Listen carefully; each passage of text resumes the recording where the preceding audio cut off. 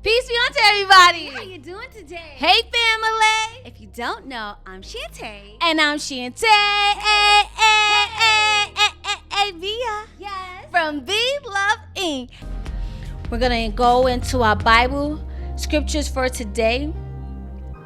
And we're going to start off at James chapter 4, verse 7. James chapter 4, verse 7. And it reads, "Submit yourself therefore to God.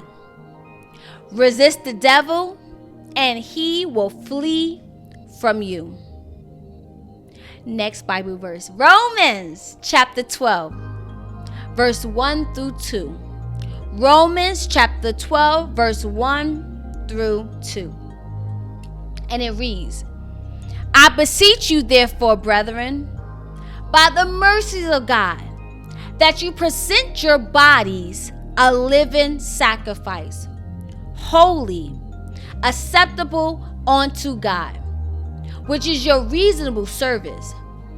And be not conformed to this world, but be ye transformed by the renewing of your mind, that you may prove what is that is good and acceptable and perfect will of God."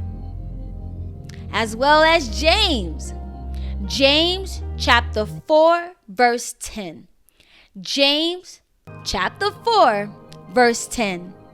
And it reads, "Humble yourself in the sight of the Lord, and he shall lift you up." We're going to also go and read on to Luke chapter 9, verse 23 through 24. Luke chapter 9, verse 23 through 24. "And he said to them all, If any man will come after me, let him deny himself and take up his cross daily and follow me. For whoever will save his life shall lose it.